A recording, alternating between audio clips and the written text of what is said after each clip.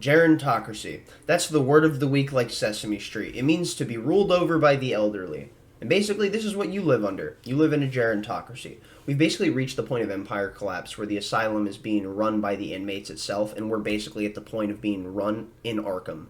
We live in Arkham Asylum. We have John Fetterman in the Senate. Nancy Pelosi was the Speaker of the House. Joe Biden, this poor, decrepit, dementia-riddled old man, is the President of the United States.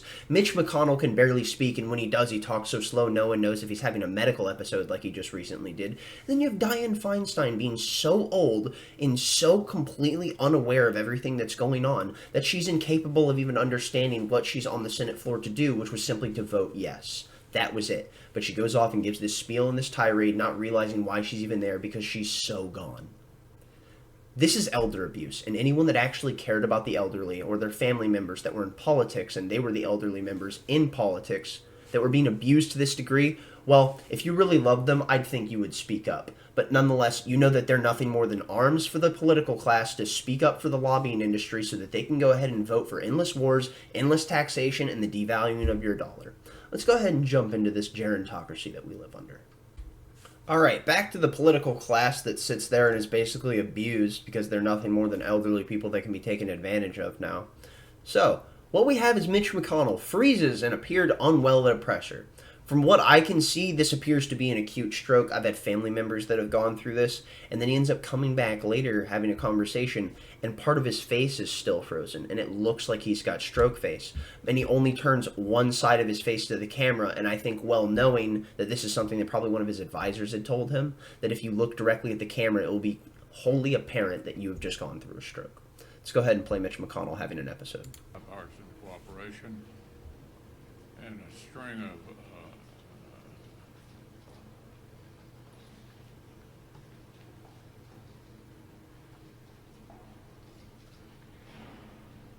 They just do nothing.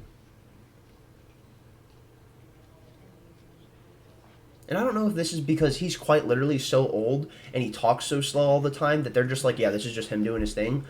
Or if they just don't want to let it be known that this guy's having an episode. And all he tells him, he's like, do you want to go back to your office? Are you sure, Mitch? Maybe we need to just take you back to your office. It's like, how about you actually address what's really happening here? That an old man is suffering through a medical episode, and we need to cover it. And then there's only one journalist that ends up actually asking this question the way it needs to be asked, and he ends up getting pulled away in another video, and you can hear his audio dissipating into the background because they're removing him from the scene. The only person who asks the real questions that matter, sir, have you seen a doctor? Have you talked to your family? Are you okay?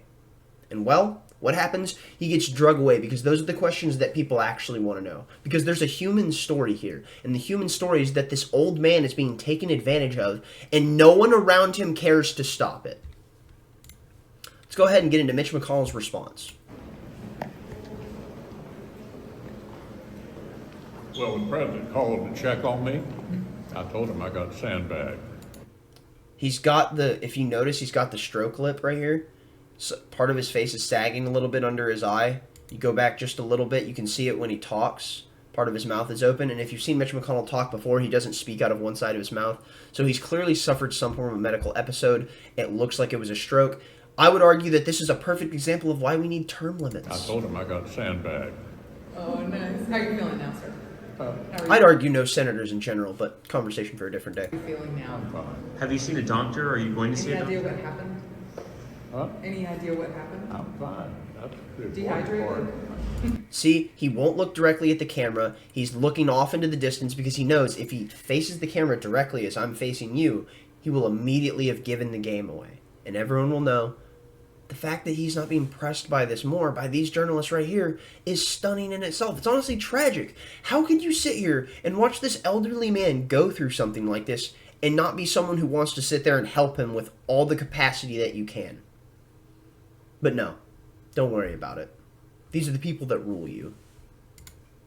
Let's go ahead and see Dianne Feinstein basically proving that the Grim Reaper is just sitting there salivating, awaiting for her to take her last step, just tripping over her cat's tail as she falls further into hell where she belongs. Senator Feinstein.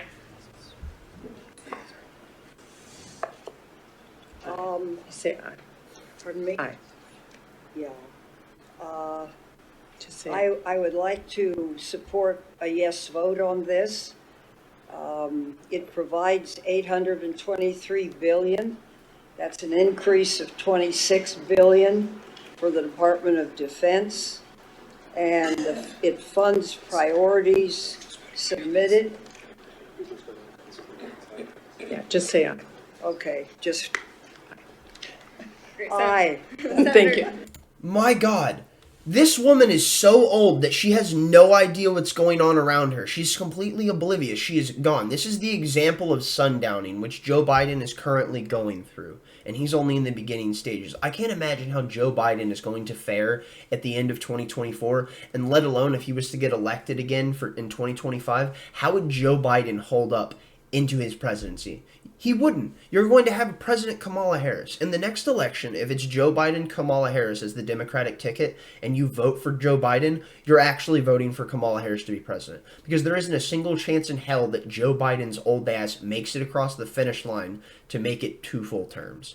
That's all I've got for this. You're ruled by the elderly, and they're so insane that they'll send all the money that should be taking care of you, your children, and your family 6,000 miles away to go fund a proxy war that could then possibly start World War III. That's all I've got for this. Give it a thumbs up if you liked it, a thumbs down if you didn't. Tell me where I'm wrong in the comment section. Stay lovely, stay great. Share this with someone if you enjoyed it. Peace out.